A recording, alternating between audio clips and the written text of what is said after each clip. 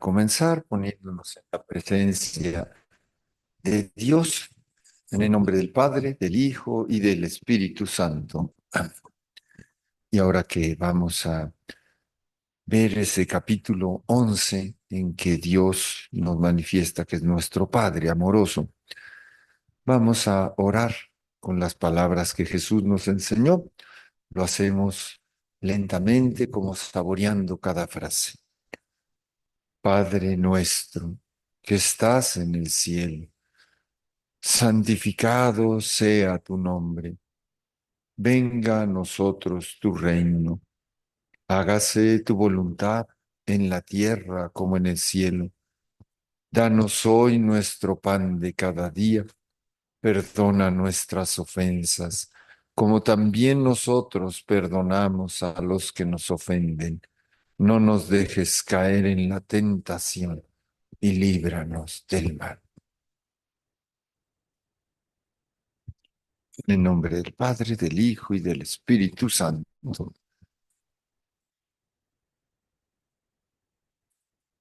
¿Hicieron su tarea? ¿Se acuerdan cuál era la tarea? Leer el capítulo 11 y ver si había algunas notas en internet o alguna cosa así que les ayudara a que entender más este capítulo 11. Y de los que leyeron, ¿qué les pareció? ¿Qué sintieron al leer este texto, este versículo 11?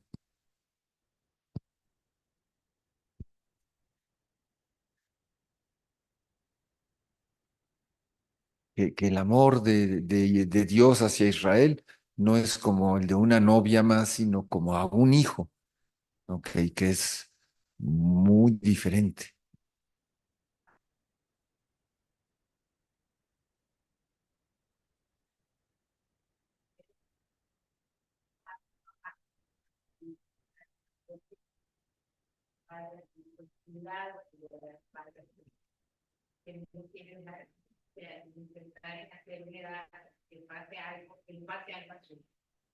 Y con esa imagen, estoy repitiendo por los que no alcanzan a escuchar, entonces esa imagen de padre, de papá, que está cercano, que lo cuida, que no permita que nada le pase.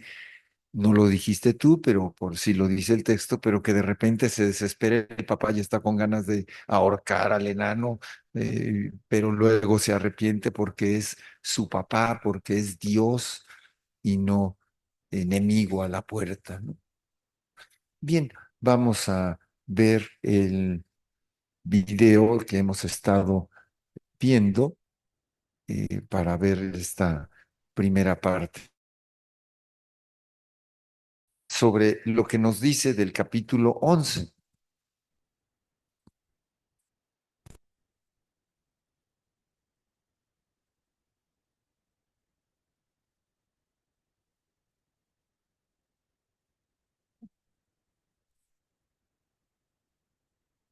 Hermoso.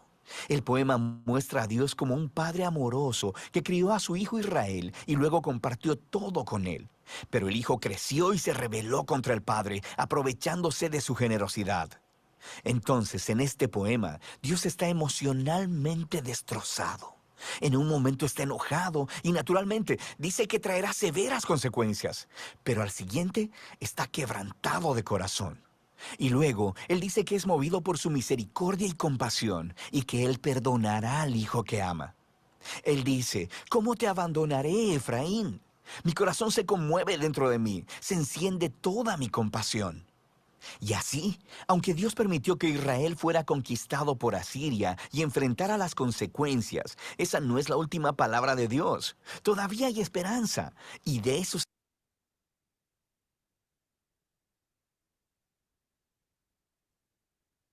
Solo ese pedacito del capítulo 11 que si lo analizamos está en un género literario algo particular. Se trata de un oráculo, una profecía que hace el Señor, pero a modo de juicio. Un juicio en el que tiene una sentencia muy peculiar. Del versículo 1 al 7 forman la acusación. Dios que se presenta como procurador, como acusador, y la víctima. Enumera los errores del acusado, Israel. El versículo 6 puede considerarse como una circunstancia agravante, ya que los hechos descritos deberían haber llevado a Israel al arrepentimiento. El versículo 7 constituye una renovación de la acusación.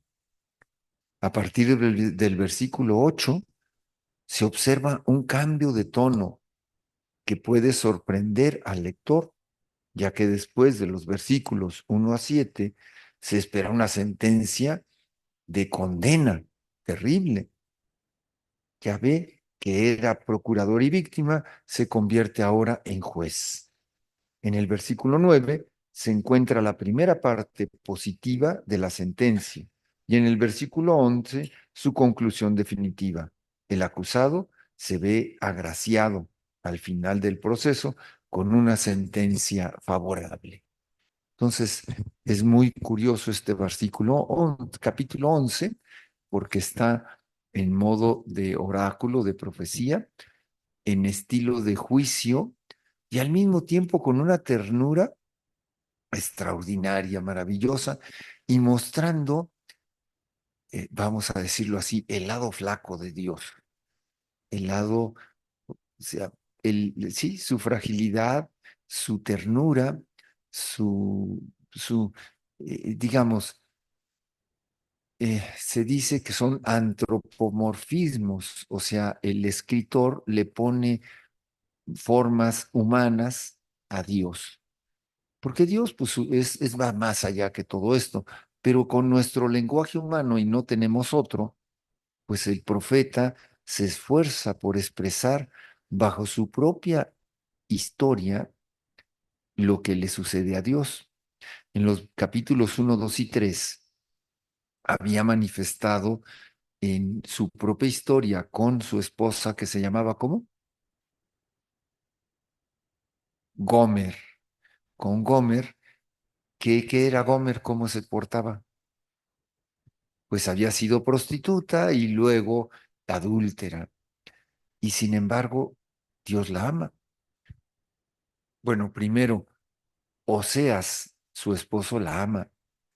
Y en esa misma experiencia, Oseas comprende, descubre, experimenta lo que está sintiendo Dios con relación a su pueblo Israel y el dolor que tiene de la infidelidad y que aún va y compra a sus amantes por 15 monedas de plata a su esposa y la lleva al desierto y le habla al corazón y la desposa en justicia y en verdad, en amor y fidelidad.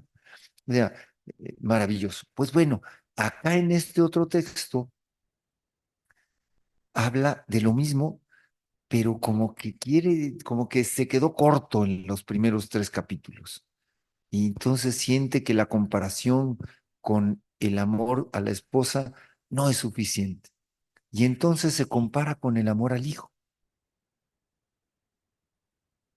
¿Qué hay más, divorcios entre esposos o divorcios que deshereden al hijo? O sea, como que es más fácil romper eso, fácil, entre comillas. Pero a los hijos, pues les digo, aunque den ganas de torcerles el pescuezo muchas veces, pues no se les deshereda, no se les, no se divorcian de ellos, ¿no? Es más, a ver, que si hoy en día ya hay hay matrimonios civiles con la esposa, entre hombres y mujeres. Bueno, y el otro día ya a nivel documentos, casarse con uno mismo y tienen sus documentos. Yo estoy casado con yo, conmigo mismo. Y luego espero que luego también se puedan divorciar, no lo sé. Pero a ver, ¿dónde hay un documento donde te divorcies del hijo? ¿Dónde hay un juicio? Y miren que hay veces que son unos pleitos fenomenales y que se demandan y se meten a la cárcel, los padres a los hijos a los padres, lo que quieran, pero no hay divorcio de hijo a padre, de padre a hijo, padre, hija, etcétera, ¿no? Pues bueno, entonces ahora expresa con la relación de Dios y su pueblo lo que muy probablemente le haya pasado a él. ¿Se acuerdan cómo se llamaban sus hijos? Israel, que era un sitio donde había habido muertes y asesinatos y manifestaba esa violencia y destrucción. Y luego la hija, no amada, y el hijo, no mi pueblo, el tercero. Pues seguramente Oseas también experimentó esa dificultad de los hijos. A lo mejor los hijos se pelearon con él porque decían, ¿cómo sigues con mi mamá si mira lo que te hace? No, a veces pasa así con los hijos que se pelean porque siguen el esposo o la esposa queriendo al cónyuge. Pues bueno, seguramente Oseas también experimentó esto y desde esa experiencia manifiesta el dolor profundo, la pena y todos cómo se le revuelven las tripas a Dios. Bueno, no dice las tripas, pero dice las entrañas de ver a su pueblo. Y esto en tres partes: la acusación, la ratificación de la acusación y finalmente la sentencia. Bueno, entonces tiene ese orden peculiar. Vamos viendo versículo por versículo. Bueno, primero vamos a leerlo de corrido. ¿Alguien que quiera leerlo de corrido en el micrófono? Se lo llevo hasta donde están. ¿Quién se anima? Todo el capítulo. Cuando Israel era niño, yo lo amé, y de Egipto llamé a mi hijo.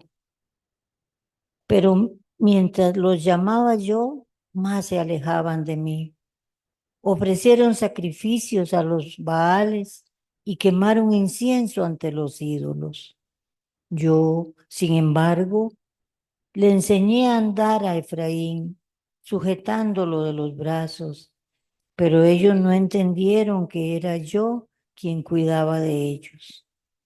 Yo los trataba con gestos de ternura, como si fueran personas.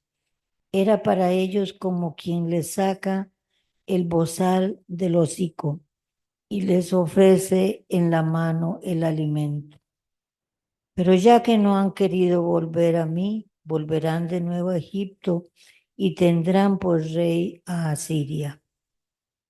La espada arrasará sus ciudades, exterminará a sus hijos y se saciará con sus fortalezas. Mi pueblo está pagando ahora su infidelidad, pues invocan a Baal, pero nadie lo ayuda. ¿Cómo voy a dejarte abandonado, Efraín? ¿Cómo no te voy a rescatar, Israel? ¿Será posible que te abandone como a Adma o que te trate igual que a Zeboín? Mi corazón se conmueve y se renuevan mis entrañas. Se remueven mis entrañas. No puedo dejarme llevar por mi indignación y destruir a Efraín, pues soy Dios y no hombre. Yo soy el santo que está en medio de ti y no me gusta destruir. Ustedes seguirán a Yahvé, que rugirá como león. Sí, rugirá y sus hijos vendrán temblorosos desde el occidente. De Egipto acudirán como pájaros, del país de Asur como palomas, y haré que vuelvan a habitar sus casas. Palabra de Yahvé.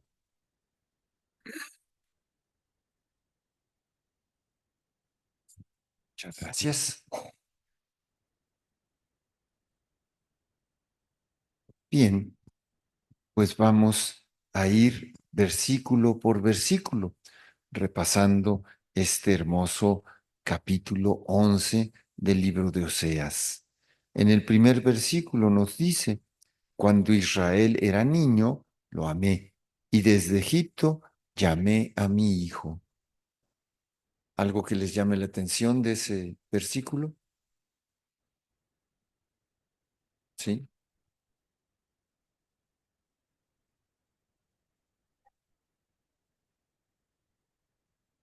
sí,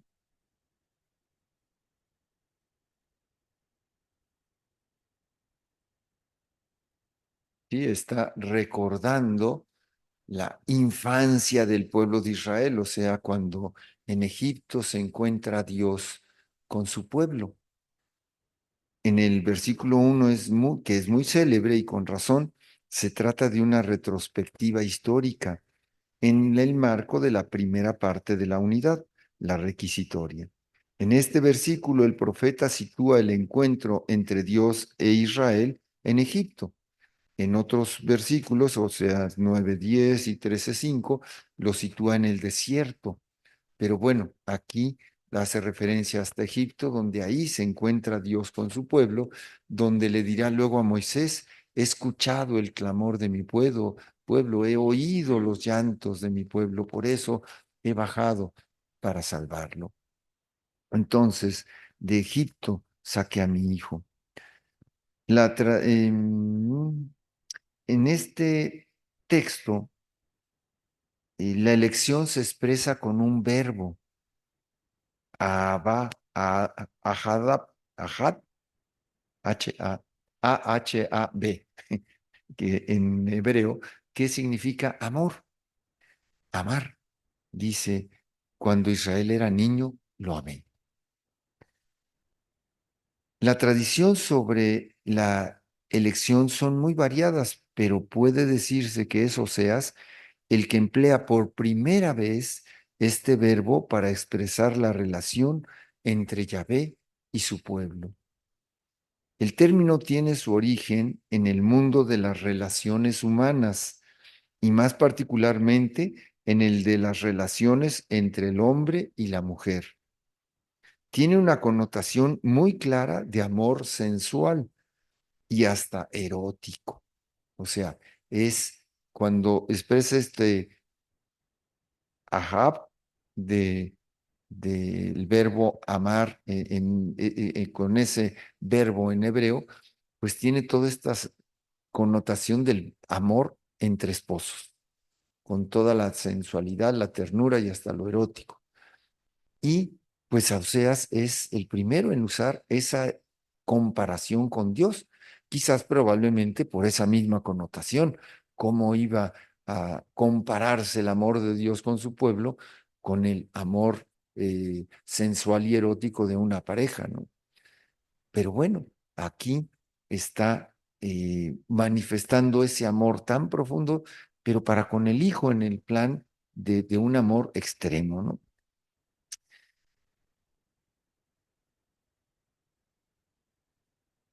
Al utilizar este término con unas consonancias francamente afectivas, el profeta introduce así una nueva manera de representar y de comprender las relaciones entre Yahvé y su pueblo.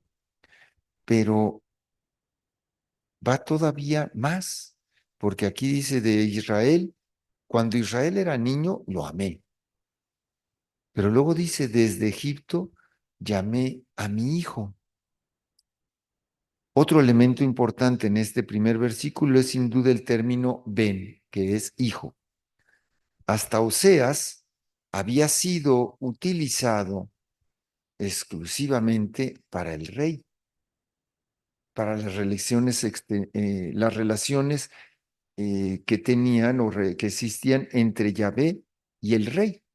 El rey era el hijo de Yahvé, el hijo de Dios, el encargado, en fin, eh, pero el pueblo no.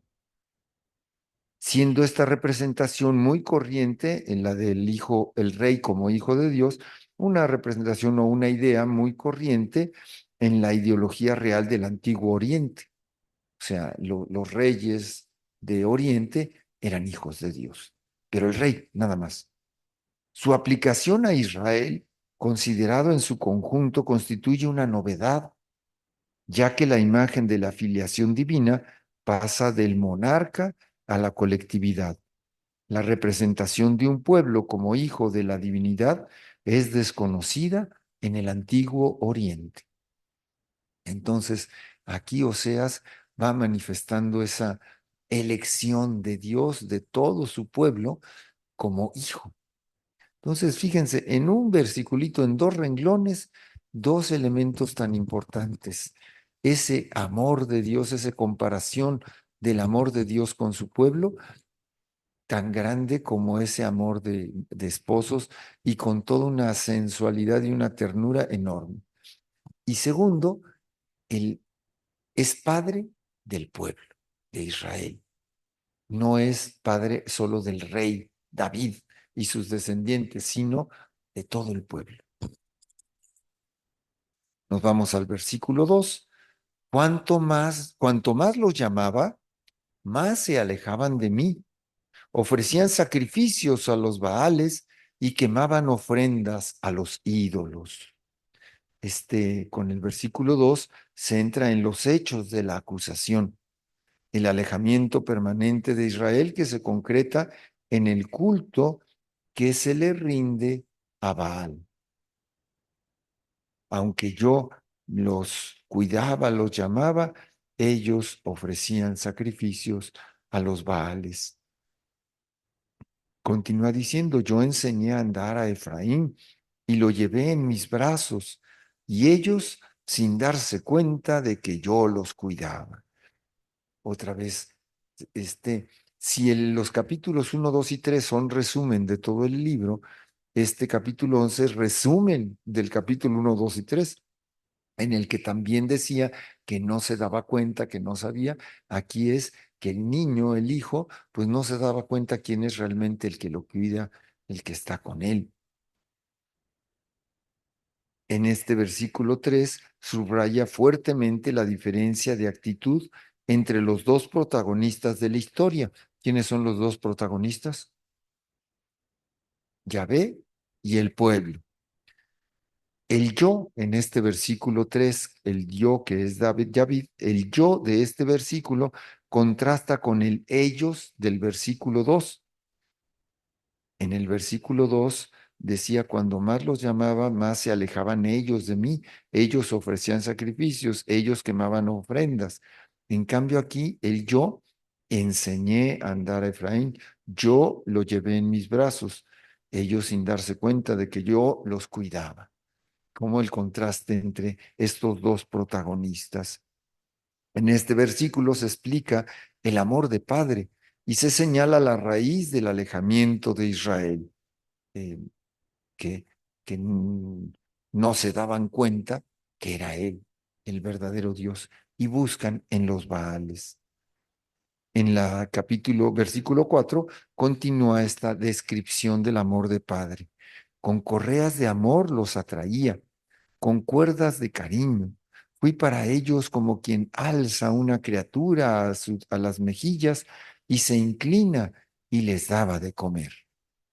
O sea, todo lo que hace un papá, una mamá con el pequeñito que lo está enseñando a caminar, que lo levanta, que lo carga, que le da de comer, que el niño por más que levante las manos no puede hacer nada, es el adulto, el papá, la mamá, quien se acerca, quien se agacha, quien se une a él. En el versículo 5 vuelve sobre Israel con la respuesta del pueblo al rechazar a Israel, que se traducía. El versículo 5 vuelve sobre Israel con la respuesta del pueblo. Al rechazo de Israel, que se traducía en el 2b por el culto a los Baales, corresponde aquí el rechazo político. En Oseas 5:13 se ve cómo Israel buscaba su curación política en Asiria. Aquí se trata de Egipto. El alejamiento cultural corresponde igualmente al alejamiento político, pero tampoco Egipto puede curar a Israel. Se encuentra aquí el segundo polo de la predicación del profeta, lo político. O sea, han traicionado a Dios en el culto y han traicionado a Dios en no confiar en él, sino buscar alianzas políticas con los imperios vecinos. Nos dice el 5, pero volverá a Egipto. Asirio será su rey, porque no quisieron convertirse. O sea, volverá a la esclavitud, aunque no sea en Egipto, sino en Asiria. Pero a Egipto es el lugar teológico de la esclavitud. Entonces volverán a Egipto, por un lado de la esclavitud, y aunque también por otro lado, en otro momento, del nacimiento como pueblo de Dios. Aquí lo está usando en el sentido de volver a la esclavitud, y será Asirio su rey, porque no quisieron convertirse. No quisieron. Pues cuántas veces no quiere uno. Por ejemplo, cuando, pues no sé, el chiquillo, la chiquilla se hicieron berrinche y el papá, la mamá quiere hablar con ellos y no quiero. Y a veces el chiquillo o la chiquilla ese berrinche cuando tiene 60 años, ¿verdad? No, no necesariamente es el adolescente, pero ese no quiero. Pero es que vamos a hablar, no quiero.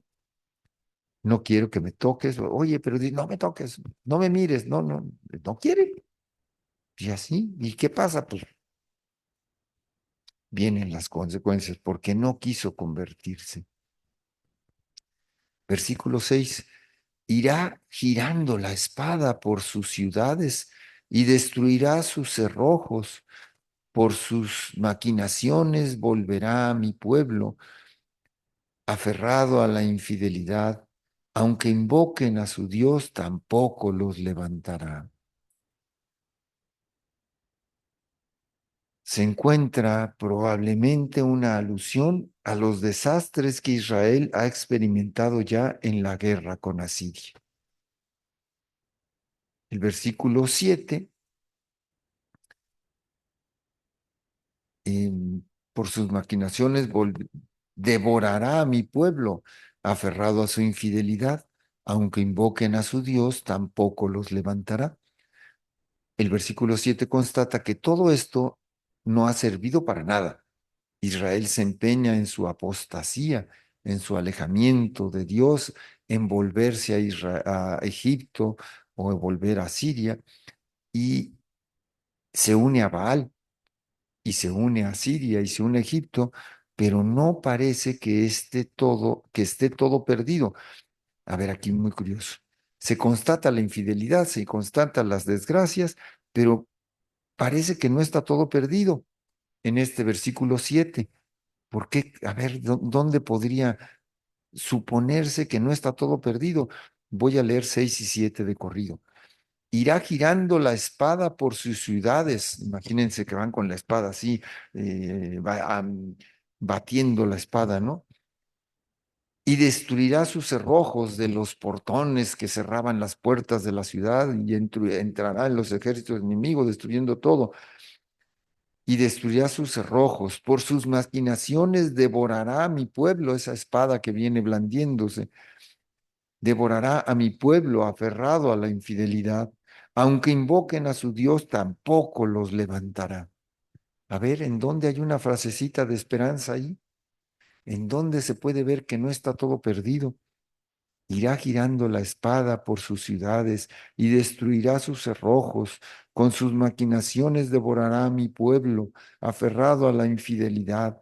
Aunque invoquen a su Dios, tampoco los levantará.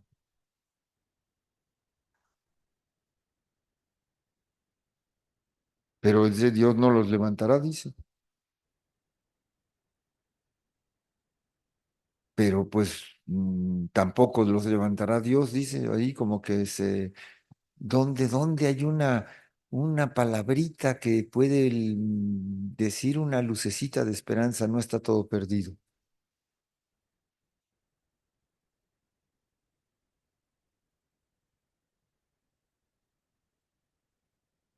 ¿Quién está hablando? Es correcto. Está hablando Dios, a pesar de que está harto de su pueblo, pero es mi pueblo. A pesar de haber mamás, papás, cuántas veces con alguien a lo mejor de mucha confianza se han quejado de sus hijos, es que este es un tal por cual hizo no sé qué, hice no sé qué tanto, ya lo quiero desheredar, pero es mi hijo. es mi pueblo. Entonces, a pesar de que Dios aquí se manifiesta totalmente trastornado, herido, dolido, pero sigue siendo su pueblo. En esa palabrita de mi pueblo se empieza a ver un rayito de esperanza. Parece que no está todo perdido. Y en el capítulo 8, en el versículo 8, ya viene el cambio. ¿Cómo podré dejarte, Efraín, entregarte a ti, Israel? ¿Cómo dejarte como a Adma, tratarte como a Seboín? Me da un vuelco el corazón, se me conmueven las entrañas. Esto es probablemente lo que explica el vuelco del versículo 8, el decir mi pueblo. Las ciudades citadas forman parte de las destruidas con Sodoma y Gomorra. El verbo que aquí se utiliza, convulsionar, para decir cómo se siente su corazón, sirve en Génesis 19:25 para describir la obra de destrucción de Yahvé. Aquí se utiliza para indicar la convulsión misericordiosa de Yahvé en favor de su pueblo. El versículo 8 toca a fondo el registro de la afectividad de Dios. Entonces, vecinas a Sodoma y Gomorra, que cuando Sodoma y Gomorra pues también fueron destruidas, pues pequeños pueblitos, ¿no? Pero entonces dice allí, ¿cómo dejarte como a, digamos, como a Sodoma, cómo tratarte como a Gomorra, si tú eres mi pueblo? Me da un vuelco el corazón, se me conmueven las entrañas. O sea, fíjense las figuras de Dios, se le retuercen las tripas a Dios mi Padre porque soy su pueblo que le saqué la lengua y me fui haciendo berrinche. Versículo 9. No ejecutaré mi condena, no volveré a destruir a Efraín, que soy Dios y no hombre, santo en medio de ti y no enemigo destructor a la puerta. En el versículo 9 nos dice que aparece una primera consecuencia. Tres frases para anunciar la primera frase del porvenir. Dios detiene su cólera y ya no se volverá para devastar. Ya no hará una conversión para destruir. Lo que es inesperado es que en este texto Dios explica las razones de su acción. Dios había hablado de amor en el versículo 1. Aquí habla de lo que Él es. La santidad de Dios aparece aquí como el motivo de la acción saludable por su pueblo y no como fuente de juicio. Este texto impresiona por la contradicción que reviste. Bueno, ¿qué significa que diga Dios, yo soy santo? ¿Qué significa la palabra santo?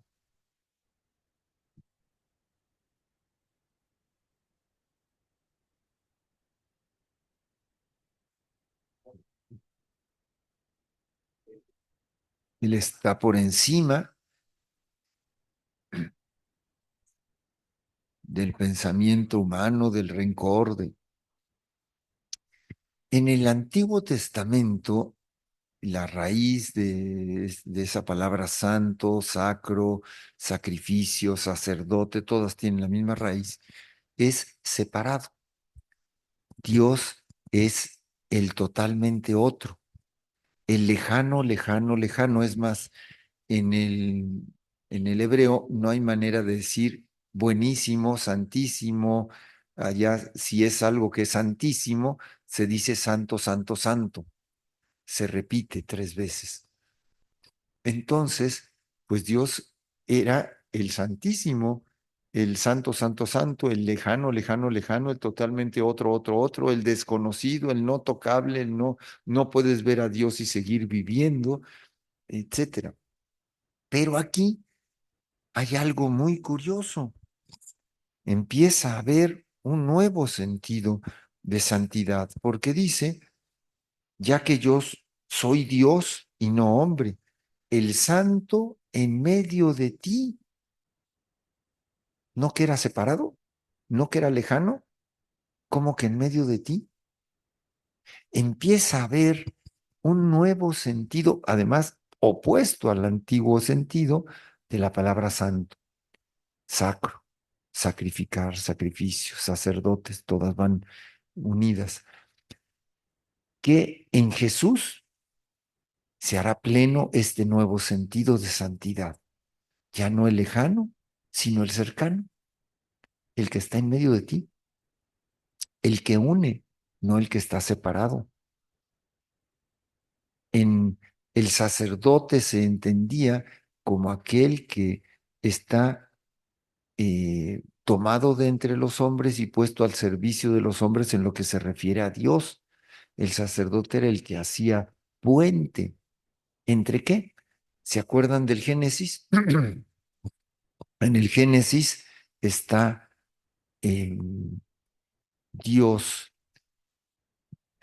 que crea al hombre, crea un jardín maravilloso que en la Biblia se llama el Edén, pero pues que sabemos que es la casa común, planeta Tierra donde nos sembró. O sea que si no se pongan a buscar a ver geográficamente dónde queda el Edén, es toda la creación. Y está en armonía Dios y el hombre y Dios. Y expresa con una figura muy bonita. En la tarde, al caer la brisa suave después del sopor, viene Yahvé a platicar y pasearse con el hombre por el jardín.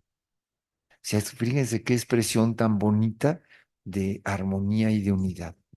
Pero viene el pecado. ¿Cuál fue el pecado? La desobediencia. Dicen que haberse comido una manzana. En ningún lado hablan de manzana. Habla del árbol de la ciencia del bien y del mal. Y luego hablan de que seguramente fue un pecado sexual, porque entonces se dieron cuenta que estaban desnudos. No, tampoco, es la desobediencia. Se dan cuenta que están desnudos y se cubren, porque ya vio mis fragilidades y mis debilidades, no me vaya a lastimar, no me vaya a hacer daño, entonces mejor cubro mis puntos frágiles. Y hasta con Dios. Oí tus pasos por el camino y me escondí porque estaba desnudo. ¿Y quién te hizo ver que estabas desnudo? Bueno, el pecado hace esa fractura, separa, divide, como si se hiciera un barranco enorme, un vacío entre Dios y su pueblo, entre Dios y el hombre. Y el sacerdote es, pues, aquel que hace de puente para unir a Dios con los hombres con Dios. Pero el sacerdote, el sumo y eterno sacerdote, el único sacerdote es Cristo Jesús. ¿Él hace puente entre Dios y los hombres? No, Él llena el vacío, hace desaparecer ese vacío, porque en Él es Dios y es hombre. O sea, ya no es un puente, sino Él une profundamente estas dos realidades. Él es santo. Y santo entonces en Cristo Jesús viene a tener ese otro sentido de cercanía, de presencia, de estar en intimidad. Fíjense cómo la Eucaristía es Dios que se hace hombre, que se hace pan y se mete dentro de nosotros. Qué profunda intimidad y qué tristeza que a lo largo de muchos siglos en la iglesia, pues las iglesias y las misas eran cada vez más separados. Catedrales preciosas, maravillosas, pero oscuras, misteriosas, en que el presbiterio estaba por allá arriba, había unas rejas, unas escaleras, un altar pegado al fondo y se celebraba la misa de espaldas al pueblo y lo más lejano, lejano, lejano, porque era santo. Cuando Jesús, el verdadero santo, se ha metido en nuestro corazón.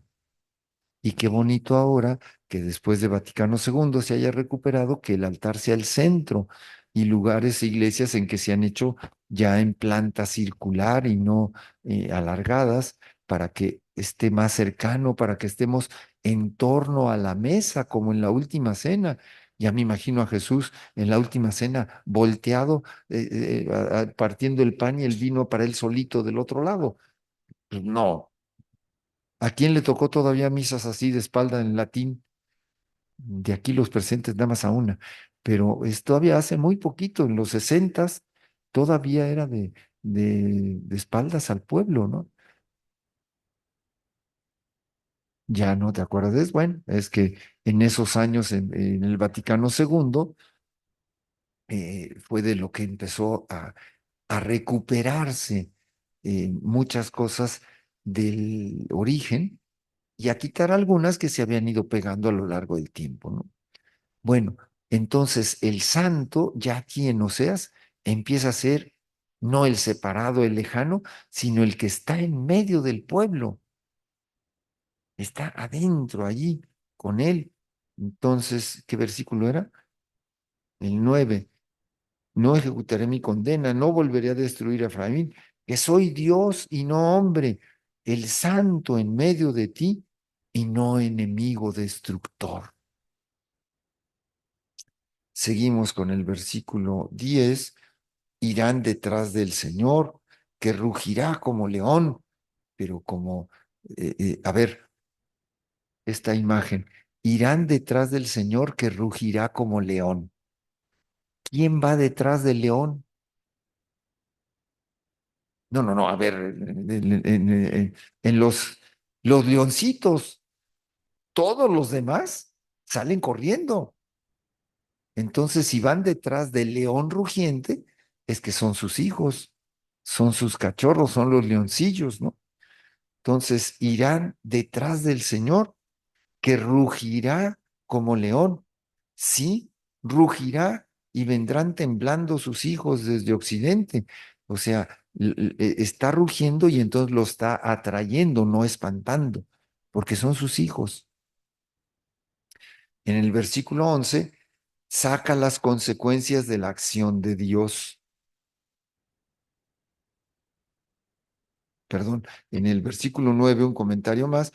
Este texto impresiona por la contradicción que reviste. En efecto, después de haber atribuido a Dios toda una serie de sentimientos humanos, se le retuerce las tripas y todo lo demás, se afirma que si Dios salva a Israel es porque no es hombre, sino Dios. Se ven aquí los límites importantes de todas las representaciones e imágenes aplicadas a Dios. Se ven los límites de nuestro lenguaje humano. Ya en el versículo 11 saca las consecuencias de la acción de Dios. Van a volver de Asur y de Egipto en todos los sentidos de la palabra, o sea, no solo geográfico, sino de todo el significado teológico de esos lugares. Van a volver. O sea, esos lugares significaban sus infidelidades, su ida a los dioses de Baal, sus injusticias con el pueblo, sus alianzas políticas sin confiar a Dios. Pues bueno, van a volver de eso a Yahvé. Tal es la consecuencia del versículo 9. Y la segunda fase de la vuelta, Israel comenzó a existir en Egipto gracias al amor que le tenía Yahvé. Podrá seguir viviendo porque Dios lo curará de su apostasía y le hará volver. O sea, ese volverán es porque león ruge, porque Dios los atrae. No es porque ellos solitos ya se arrepintieron. Ya lo habían dicho varias veces que era constante en regresar a su falta y a su pecado. Bien, ¿cómo vamos? De tiempo, vamos justo a tiempo. Vamos a cortar aquí un momentito porque vamos después de 5 minutos a regresar para un ejercicio muy bonito que vamos a hacer. ¿Todos traen lapicero y papel donde escribir? Si no, ahorita conseguimos, le traemos. Bueno, en 5 minutos volvemos. La fidelidad no es no ser infiel. O sea, va mucho más allá. La fidelidad es crecer en el amor. Si me acuerdo alguna vez tuve una misa de 50 años de casados allá fue en el castillo.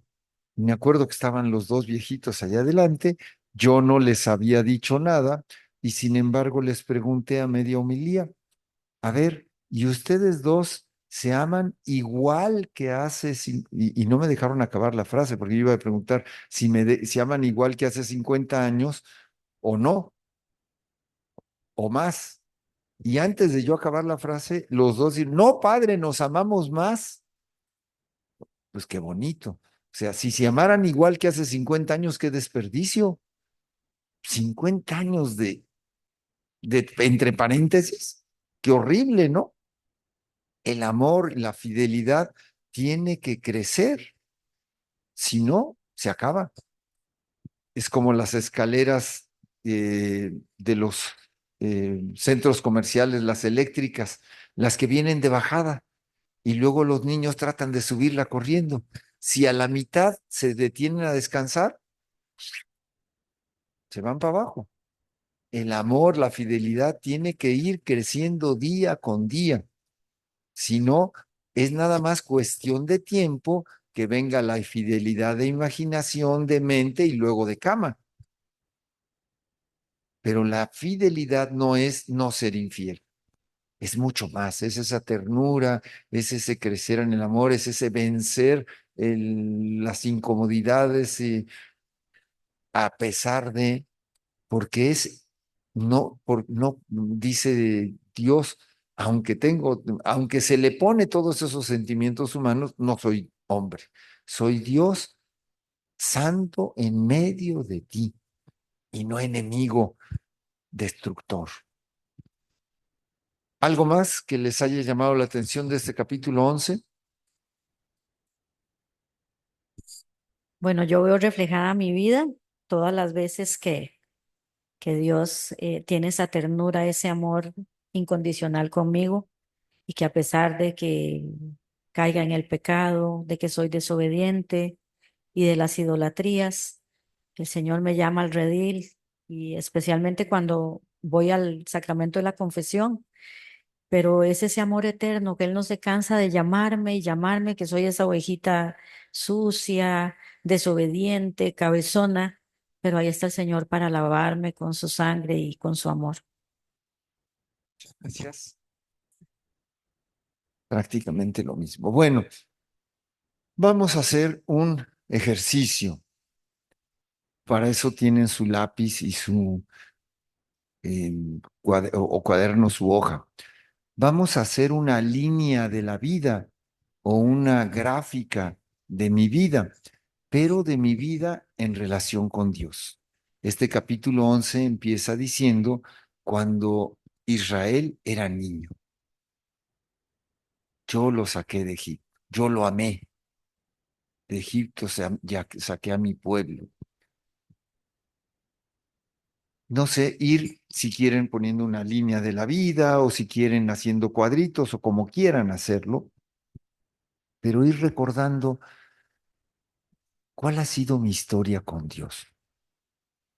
Si saben a lo mejor cómo fue el embarazo, si fue un embarazo difícil o complicado, si el nacimiento estuvo bien, si quién les empezó a hablar de Dios. Yo, por ejemplo, en mi familia, eh, lo sé porque lo vi en mis hermanos pequeños, en mí o en mis hermanos mayores, pues obviamente no lo sabía o no me recuerdo lo mío, pero cuando estábamos empezando a hablar, junto con empezarnos a decir papá, mamá, que empezáramos a hablar, mi mamá, recuerdo, nos ponía, lo vi en mis hermanos menores, de pie en su cama, que en la cabecera tenían un Cristo, nos hacía levantar la mano y ir repitiendo, Pam, papá Dios. O sea, a la par de estar empezando a hablar, mi mamá nos enseñaba a orar, a platicar con Dios. Bueno, no sé, en la historia de cada quien, a lo largo de mis poquitos o muchos años, ¿cómo ha sido Dios me ha tratado de esta o de esta manera, a lo mejor he sido rebelde, o a lo mejor, claro, he sido rebelde porque él me abandonó, porque él me dijo no sé qué, porque yo le pedí que no se muriera mi abuelita y sí se murió, porque yo no quería que se separaran mis papás y se separaron, porque, en fin, lo que haya habido de mi historia con Dios, sea en una línea de vida, sea en una gráfica, los momentos bonitos, los momentos feos, sea con cuadritos, sea con dibujos, sea con palabras, con narración, como cada quien quiera poder recordar y escribir rápidamente su historia de amor con Dios, su historia de relación con ese Dios Padre bueno, amoroso que nos ama. O a lo mejor alguien dice con ese Dios Padre malvado, pérfido, que me abandonó y me pega y no sé, no sé, a ver, cada quien su propia historia que la pueda narrar, así como este capítulo 11 de alguna manera narra la historia de el niño pueblo de Israel y Dios su Padre.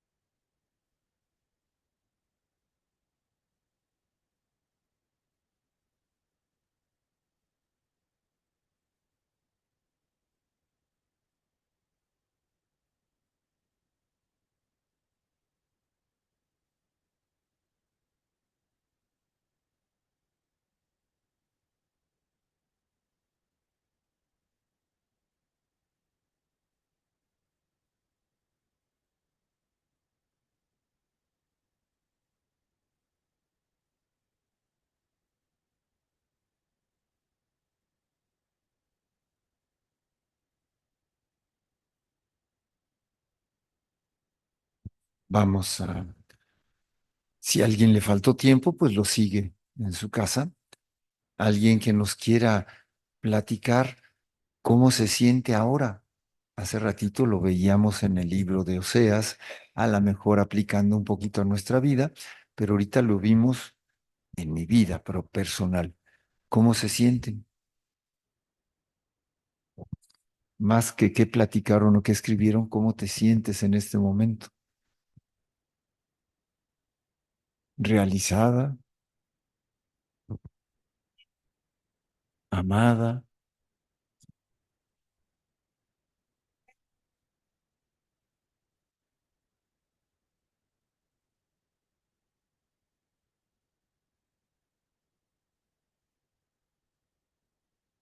En el desierto, que podría ser un lugar de soledad poblada de aullidos, se convirtió en presencia de Dios que se acerca y te habla al oído, suavecito, sin gritos, con ternura.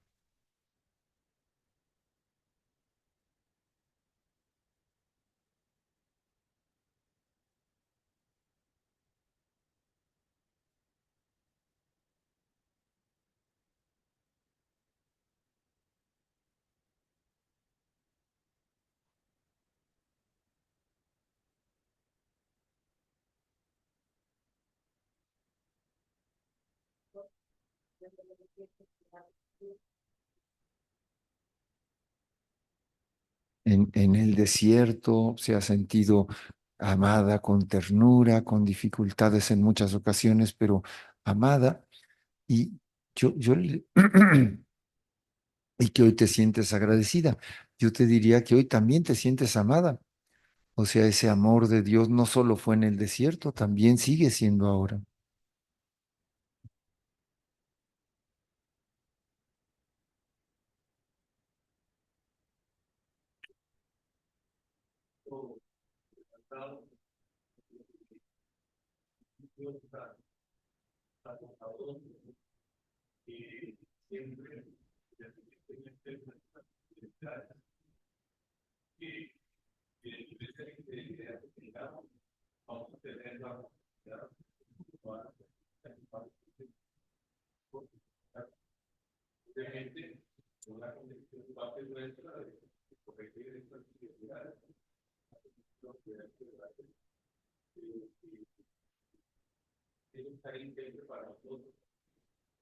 ¿Sí?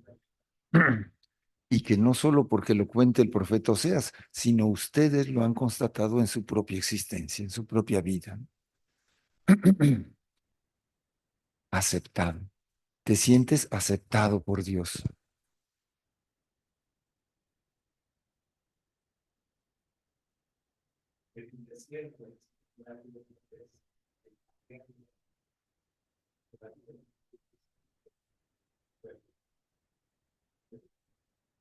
Perdonado y aceptado.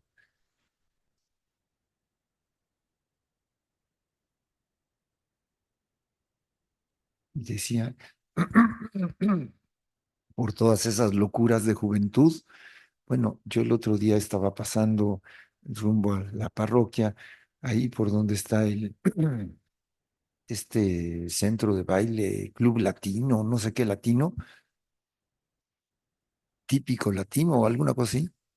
Y pues estaban haciendo cola para entrar, puros viejillos y viejillas, ¿eh? Yo, yo dije, ¿dónde quedó la juventud?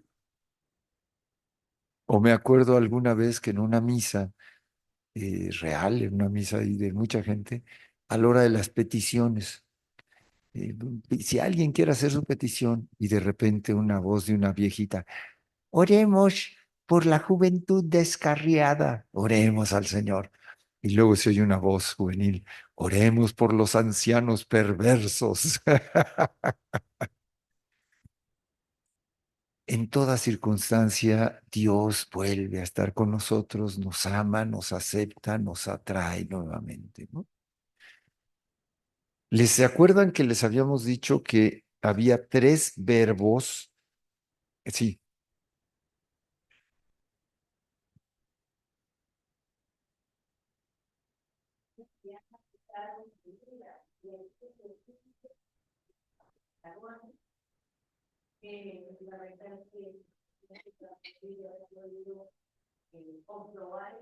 Sí.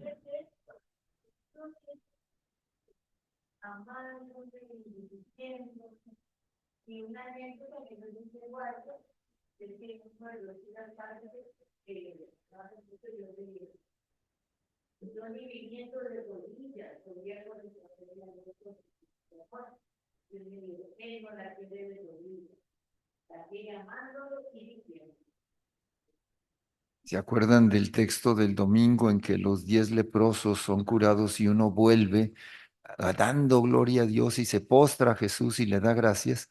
Y Jesús le dice, levántate. Él está de rodillas o postrado y dice, levántate. Tu fe te ha salvado. Muy bien. Ayer una señora hizo pues todo un cómic de dibujitos de su vida, otra hizo una narración, otra iba poniendo cuadritos, aquí hicieron una escalera, bueno, la creatividad de cada uno en su historia de amor, una línea de vida, una gráfica, en fin. Bueno, ¿se acuerdan que decíamos que había 3 verbos que iban recorriendo el libro de Oseas y que eran muy importantes? ¿Se acuerdan cuáles 2 verbos ya vimos? Conocer, el amar no lo hemos visto.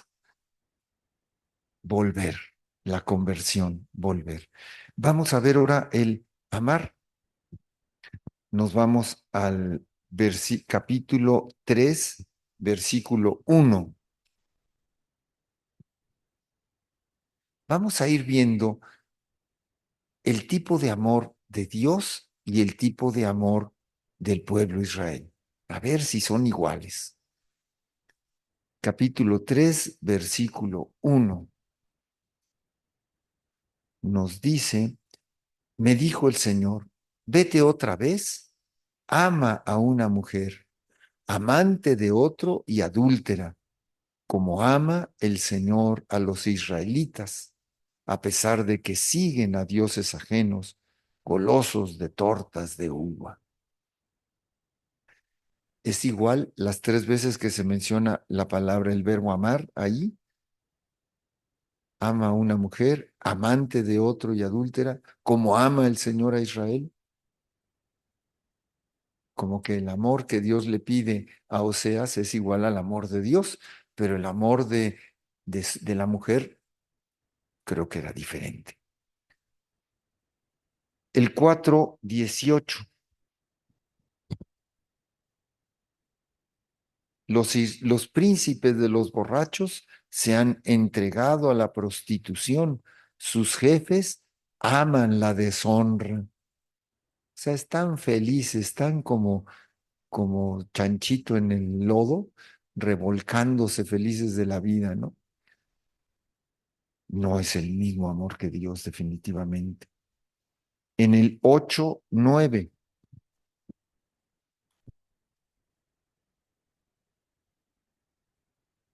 porque han marchado a Asiria como burro salvaje. Efraín contrata su amor, quiere hacer alianza con el otro pueblo, comprándole, dándole tributo, y entonces Dios, que es su verdadero Dios que lo cuida, le dice, están contratando, pagando porque los cuiden, porque los amen. Ese es un amor muy diferente, ¿no?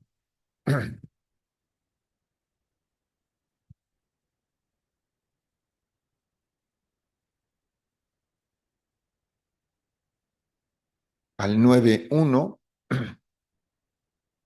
no te alegres, Israel, no te regocijes como los paganos, porque te has prostituido abandonando a tu Dios.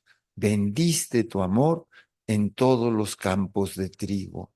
O sea, vendió su amor a quien pudiera, pero eso no es amor, era por interés, por dinero, porque no sabía que realmente quien le daba era su Dios. En el 9:10, Como uvas en el desierto, encontré a Israel, como higos tempranos en la higuera, descubrí a sus padres, pero ellos fueron a Baal, Pegor, se consagraron a la ignominia y se hicieron ídolos como el objeto de su amor. Se construyeron ídolos y eso era lo que amaban. Piezas de barro que tienen ojos y no ven, oídos y no oyen. Y en el mismo capítulo 9, versículo 15, su maldad arranca de Gilgal, era el lugar donde había surgido Saúl y era cuando aquí Oseas está rechazando la monarquía desde sus orígenes. Allí lo aborrecía. Por la maldad de sus acciones los eché de mi casa. No volveré a quererlos, no volveré a amarlos, qué fuerte. Todos sus jefes son rebeldes. O sea, una y otra vez han vuelto a caer y vuelto a caer hasta que Dios parece que ya se hartó. No volveré a amarlos. Qué importante es no leer nada más un versiculito. Si alguien dijera esto, si solo leyera esto, se queda con ganas de suicidarse, pero hay que leer completo el libro, completo el capítulo, el contexto.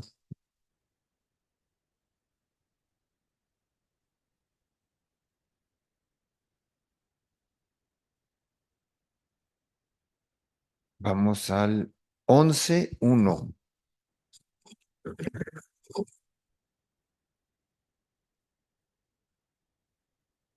Cuando Israel era niño, lo amé, y desde Egipto llamé a mi hijo.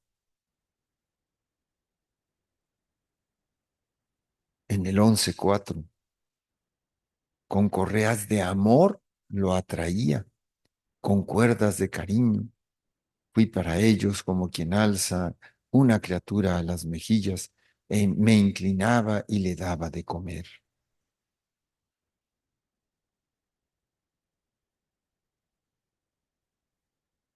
Y el 14:5, sanaré su infidelidad. Los querré, los amaré, sin que lo merezcan. Mi cólera ya no se apar, ya se ha apartado de ellos. ¿Qué tal? ¿Cómo es el amor del pueblo? ¿Cómo es nuestro amor muchas veces? Se vende, se compra, traiciona, se va con otros. ¿Cómo es el amor de Dios? Dios es fiel, incondicional, porque no depende de la respuesta, sino porque Él es Dios, porque Él es fiel, porque Él es nuestro esposo, porque Él es nuestro Padre bueno del cielo, que nos quiere mucho y quiere que estemos bien y por eso nos perdona. ¿Cuántas veces cuando hay un pleito entre nosotros, ponemos condiciones al perdón? Mira, te perdono, pero o te pones en regla o hasta aquí se acaba. Es la última. Ya llevas tres. Y él no pone condiciones. Él, aunque no te lo merezcas, decía el último.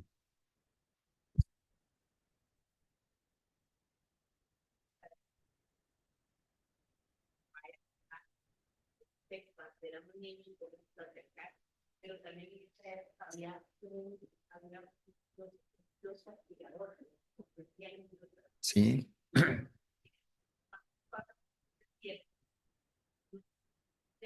ya tenés que sufrir. O sea, me pasó esto porque Dios, o sea, está en esa culpabilidad, ¿verdad?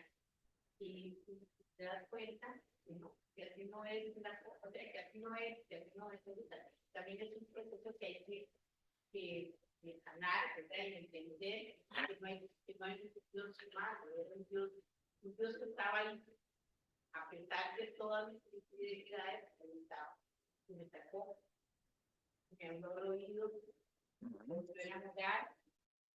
Te habló al corazón. Muy bien. Pues que veamos eh, ese contraste entre el amor de Dios y el amor nuestro. ¿Y cómo Dios nos ama? Pues para que nos vayamos convirtiendo, para que vayamos aprendiendo a amar como Él nos ama. Y adelante.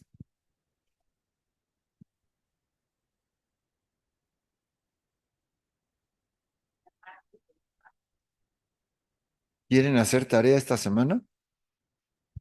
Bueno, la tarea esta semana va a ser tratar, pues, si quieren leer lo que resta del libro, si quieren leer otra cosa, si quieren investigar en internet, muy bien. Si quieren ver, por ejemplo, creo que, no sé si era en el chat de miércoles o de martes, que pusieron un videíto, de que hicieron una película ¿no? Esta, está simpático, es una película evangélica, de un matrimonio joven que se lleva 5 o 6 chicos de campamento y va metiendo el libro de Oseas por ahí, está simpática, está bonita, pero la tarea es, a ver, traten de estar atentos en estos días al amor de Dios.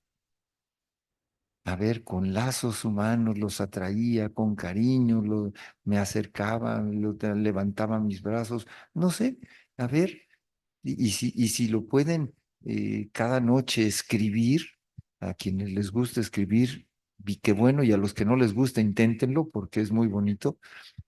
eh, pues sí, en ese plan de cómo ese leproso que regresa dando gloria a Dios y dándole gracias a Jesús, el poder estar atentos a descubrir la presencia amorosa de Dios aún en medio de los desiertos que pueda haber en esta semana. Pues muchas gracias, que Dios les bendiga. Padre,